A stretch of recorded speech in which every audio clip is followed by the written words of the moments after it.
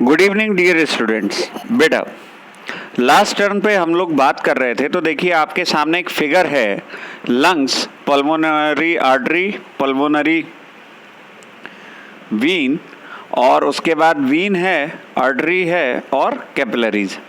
ठीक, इतना है। अब देखो ये क्या है, ये scheduled schematic diagram of circulation है। क्या था सर्कुलेशन, एक बार फिर से याद कर लेते हैं तब आगे चलते हैं। हम लोगों ने बात की थी कि आर्टरी में ऑक्सीजन रिच ब्लड होता है और वीन्स में कार्बन डाइऑक्साइड रिच। तो देखो लंग्स है, लंग्स से पल्मोनेटरी वीन से कार्बन डाइऑक्साइड रिच ब्लड आया, हार्ट में गया, हार्ट ने उसे प्योरीफाई किया और आर्टरी में भेज दिया। आर्टरी से ये ऑक्सीजन रिच ब्लड कैपिलरीज के थ्रू वापस वीन में गया और यहाँ पे कार्बन डाइऑक्साइड रिच ब्लड आ चुका है। और ये वापस जब जा रहा है ऊपर, तो ये पल्मोनेटरी वीन से तो आया था और पल्मोनेटरी आर्टरी से ये वापस प्यूरिफाई होकर के लंग्स में जा रहा है। तो ये सर्कुलेशन का डायग्राम है। अब देखो, अब बात कर लेते हैं ब्लड डोनेशन की। क्या कह रहा है, hundreds of people die due to unavailability of blood. सैकड़ों लोग खून ना होने की वजह से मर जाते हैं। वॉलेंट्री ब्लड डोनर्स डोनेशन, स्वैच्छिक खून देने वाले या स्वैच्छिक रक्तदान करने वाले, इज हार्मलेस एंड पेनलेस, दर्द से रहित और तकलीफ से रहित है, and can save precious life, और बहुमूल्य जीवनों को बचा सकता है। Blood can be donated at hospitals, खून को अस्पतालों में डोनेट किया जा सकता है, दान दिया जा सकता है, and other places authorised by the government, और गवर्नमेंट के द्वारा निर्धारित किए गए अन्य स्थानों पे भी हम ब्लड को डोनेट कर सकते हैं। या तो हॉस्पिटल्स में करेंगे, या फिर नर्सिंग होम्स में करेंगे, या फिर जो मेडिकल कैंप्स लगते हैं उनमें कर सकते हैं।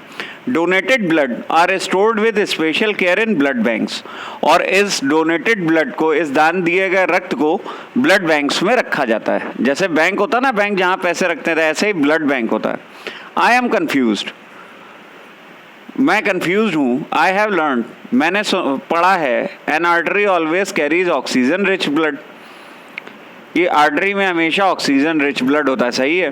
पहेली एक्सप्लेन, पहेली ने बताया that the pulmonary artery carries blood from the heart, pulmonary artery blood लाती है हार्ट से, so it is called an artery and not a vein, इसलिए इसे आर्टरी बोलते हैं, वीन नहीं कहते। It carries carbon dioxide rich blood, बस यही इंपॉर्टेंट बात है कि पल्मोनरी आर्टरी में कार्बन डाइऑक्साइड रिच ब्लड आएगा, लेकिन अदर आर्टरीज में ऑक्सीजन रिच ब्लड जाएगा। ओके, ऐसे ही पल्मोनेटरी वीन ऑक्सीजन रिच ब्लड को कैरी करेगी लंग्स टू हार्ट, लेकिन पल्मोनरी वीन को छोड़ के बाकी कोई भी वीन होगी, नॉर्मल वीन जो होगी बॉडी में, वो कार्बन डाइऑक्साइड रिच ब्लड को प्रमोट करेगी। देखो आप देखते हैं, देखो ये लिखा हुआ है, veins are the vessels which carry oxygen veins are the vessels which carry carbon dioxide rich blood from all parts of the body back to the heart। तो veins जो हैं वो कार्बन डाइऑक्साइड रिच ब्लड को all parts of the body back to the heart, heart में लाते हैं। अच्छा, अब आर्टरीज का देख लेते हैं। Arteries carry oxygen rich blood from heart to all parts of the body, सबसे लास्ट में 2 लाइन लिखी है, देखो, arteries carry oxygen rich blood from the heart to all parts of the body. तो ठीक है, आर्टरीज में ऑक्सीजन रिच ब्लड है, वीन्स में कार्बन डाइऑक्साइड रिच ब्लड है, लेकिन पल्मोनरी आर्टरी में कार्बन डाइऑक्साइड रिच ब्लड है, it carries carbon dioxide rich blood, और पल्मोनरी वीन में ऑक्सीजन रिच ब्लड है। बस यहीं पे अपोजिट हो गया है, तो यहीं पे हमको थोड़ा ध्यान रखना है। ठीक है, अब आ जाओ, कैपिलरीज पढ़ लिया था, क्या था। On reaching the tissue, they divide further into extremely thin tubes called capillaries. Arteries divides into smaller vessels. On reaching the tissue, they divide further into extremely thin tubes called capillaries. यानी arteries जो हैं वो capillaries में divide हो जाते हैं। The capillaries join to form veins which empty into heart. और capillary आपस में जुड़ के veins बनाते हैं जो heart में खाली हो जाते हैं। ठीक है, heart is the organ which beats continuously to act as a pump for the transport of blood। और हार्ट क्या है, हृदय क्या है, वो एक ऐसा अंग है जो लगातार धड़कता रहता है और एक पंप की तरह वर्क करता है for the transportation of blood. यानी खून के आने जाने के लिए वो एक पंप की तरह काम करता है। Which carries other substances with it, और खून क्या है, ब्लड क्या है, जो अदर सब्सटेंसेज को ले जाता है। तो कौन से अदर सब्सटेंस ले जाता है, तो फूड ले जाएगा, और क्या ले जाएगा, तो ऑक्सीजन ले जाएगा, और क्या ले जाएगा, तो फूड हो गया, ऑक्सीजन हो गया, ठीक है, ये दो, और सारे न्यूट्रिएंट ले जाएगा वो फूड के अपने साथ, और सारी बॉडी में सप्लाई कर देगा। Imagine a pump working for years without stopping, आप ऐसे पंप के बारे में सोचो जो सालों से चल रहा है और बिना रुके। एब्सोल्युटली इम्पॉसिबल, बिल्कुल असंभव है। But our heart work like a pump non stop, लेकिन हमारा हार्ट जब एक बार दिल धड़कना शुरू करता है बच्चे का, तो उसकी लास्ट स्टेज तक, लास्ट मोमेंट तक वो धड़कता ही रहता है। Let us learn about the heart. तो आओ अब हम दिल के बारे में पढ़ते हैं। The heart is located in the chest cavity with its lower tip slightly tilted toward the left. ठीक है, जो हार्ट होता है वो चेस्ट कैविटी में होता है और उसकी लोअर टिप जो होती है वो थोड़ी सी ऊपर होती है लेफ्ट की तरफ। Hold your fingers towards your palm, hold your fingers towards your palm.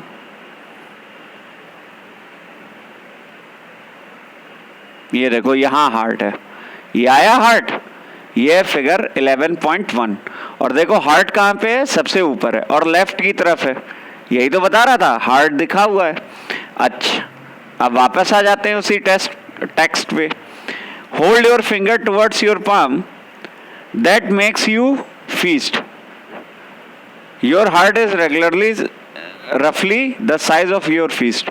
तो आपके हथेली के बराबर का बड़ा हृदय है। अब देखो कैसा दिखा रहा है, तो देखो ये दिखा रहा है सेक्शंस ऑफ ह्यूमन हार्ट। अब सेक्शन ऑफ ह्यूमन हार्ट समझ लेते हैं बेटा, क्या क्या है सेक्शन हार्ट में। तो देखो सबसे पहले वीन केव है, वीन केव है, ऊपर केवा छिपा हुआ है यहाँ पे, और ऑरेटा है, ये आर्टरी के लिए है, ये वीन के लिए है। फिर अब ब्लू पार्ट से राइट आर्टेरम। देखो ब्लू से जो भी दिखाया जाएगा वो हमेशा कार्बन डाइऑक्साइड रिच ब्लड दिखाएगा, और रेड से जो दिखाया जाएगा वो ऑक्सीजन रिच ब्लड होगा, ये याद रखना। अब देखो अब इसमें क्या क्या है, तो इसके हार्ट के राइट पार्ट में पल्मोनरी आर्टरी है, पल्मोनरी वीन है, लेफ्ट आर्टेरम है, लेफ्ट वेंट्रिकल है, और राइट में क्या है, राइट आर्टेरम है, ठीक है, partition completing separating the two halves, और राइट वेंट्रिकल है, राइट आर्टेरम है, और वेन केवा है, और इधर एरोटा है। इतना है, ये फिगर है सामने आपके। पहली wonders, which side of the heart will have oxygen rich blood and which side of the heart have carbon dioxide rich blood. तो अभी बताया कि ये जो रेड कलर का पार्ट है इसमें ऑक्सीजन रिच ब्लड होगा, जो ब्लू कलर का पार्ट है इसमें कार्बन डाइऑक्साइड रिच ब्लड होगा। ठीक है, अब जरा पढ़ लेते हैं। What will happen if the blood rich in oxygen and blood rich in carbon dioxide mix with each other? क्या होगा कि ऑक्सीजन रिच ब्लड और कार्बन डाइऑक्साइड रिच ब्लड एक दूसरे से मिल जाएं। टू अवॉइड दिस, ये होने से बचाने के लिए, हार्ट हैज़ 4 चैम्बर्स। तो ह्यूमन हार्ट में कितने चैम्बर्स होते हैं, 4। यानी ह्यूमन हार्ट में 4 प्लेसेस होते हैं, 4 चैम्बर्स होते हैं। The upper 2 chambers are called the atria. ऊपर के 2 चैम्बरों को आर्टेरिया बोलते हैं और सिंगुलर होता है आर्टेरम। ठीक है, इसको एटेरम बोलते हैं। And the 2 lower chambers are called ventricles. ठीक है, 2 नीचे के लोअर चैम्बर्स को वेंट्रिकल्स बोलते हैं। The partition between the chambers help us to avoid, ये जो पार्टीशन है, partition completely separating the 2 halves. तो ये चैम्बर्स के बीच में पार्टीशन है, तो ये क्या करता है, ये देख लो। The partition between the chambers help to avoid mixing of blood rich in oxygen with mixing of blood rich in carbon dioxide. तो नेचर ने ऐसा हमारे में दिया हुआ है कि oxygen rich blood carbon dioxide rich blood से नहीं मिलता है, क्योंकि वो पार्टीशन से अलग अलग चैम्बर्स में बहता है। To understand the functioning of the circulatory system, start from the right side of the heart in figure 11.3 and follow the arrows.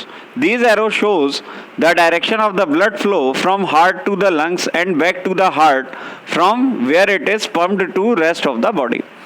मतलब वो कह रहा है कि जो 11.3 वाली फिगर थी तो ये थी, सामने है हमारे। इसमें बता रहा है कि ब्लड का फ्लो स्टार्ट होता है लंग्स से हार्ट में, हार्ट में पूरा गुजरने के बाद वापस से हार्ट से लंग में ट्रांसफर हो जाता है। तो lungs to heart, hearts to lung, इस तरीके से चलता रहता है। यही लिखा हुआ है यहाँ पे। The blood flow from heart to lungs and back to the heart from where it is pumped to the rest of the body.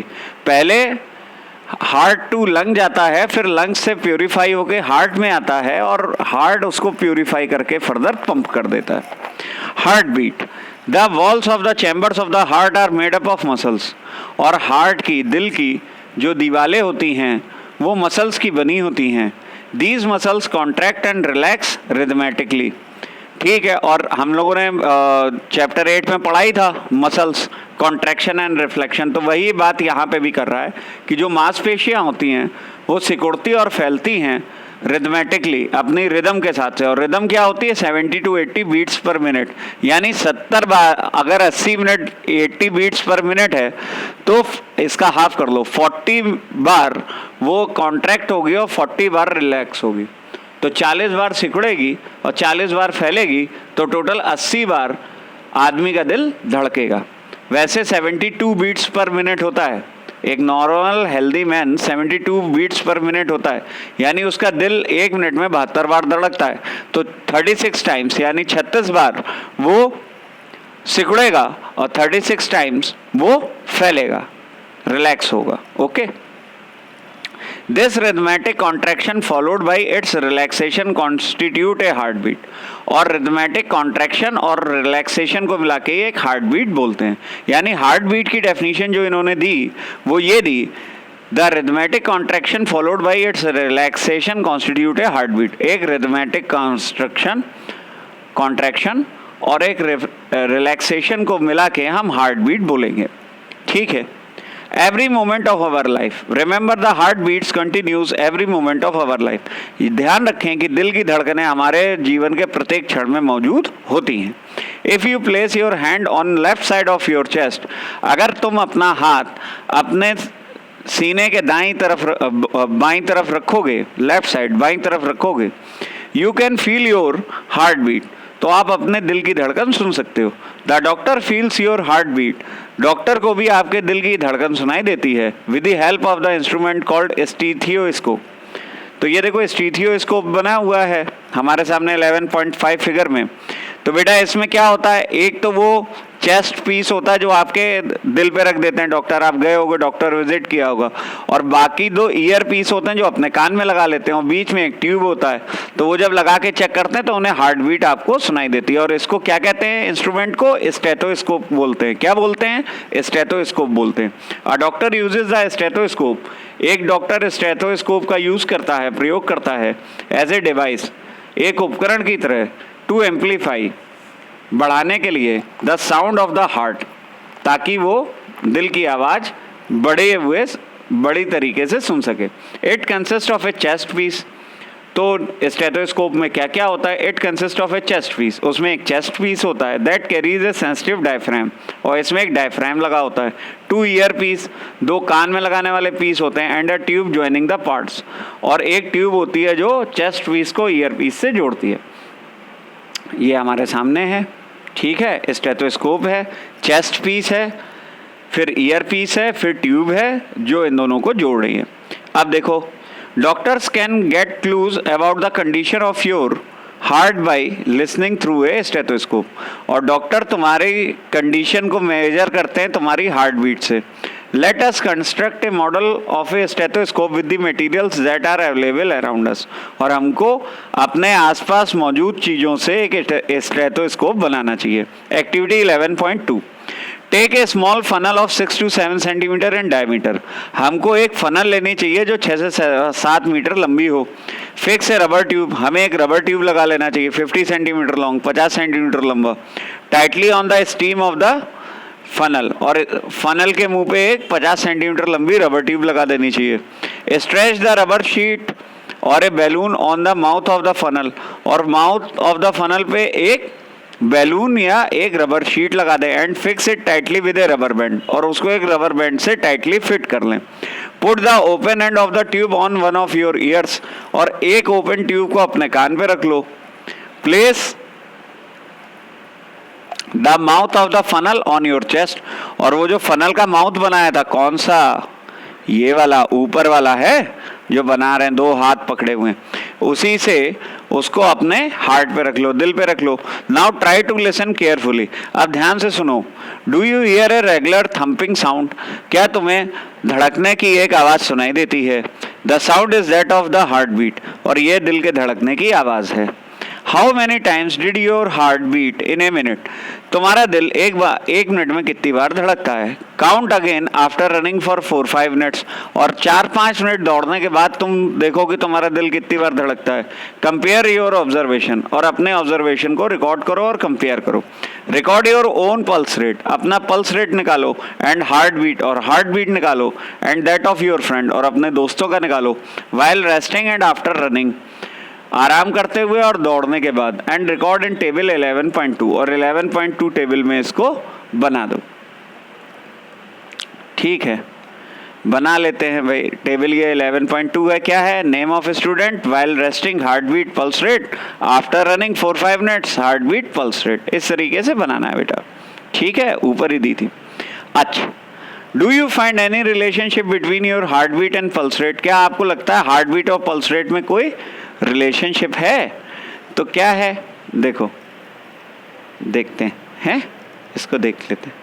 Each heartbeats generate 1 pulse in a artery and the pulse rate per minute indicate the rate of heartbeat. सही है, प्रत्येक दिल जब धड़कता है तो एक pulse artery में भेजता है, और वही पल्स रेट बन करके हमको हार्ट बीट का रेट बता देता है, यानी पल्स रेट और हार्ट रेट आपस में रिलेटेड होते हैं। The rhythmic beating of various chambers of the heart maintains circulation, हमारे दिल के धड़कने का सारे चैम्बर से सर्कुलेशन ऑफ ब्लड।